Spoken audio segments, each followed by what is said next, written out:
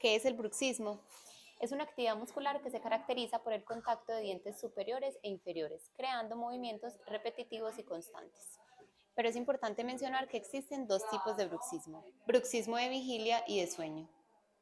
El bruxismo de vigilia es el que ocurre en el día y puede ser generado por algún tipo de trastorno o de factores como la ansiedad. ¿Y qué provoca el bruxismo de sueño?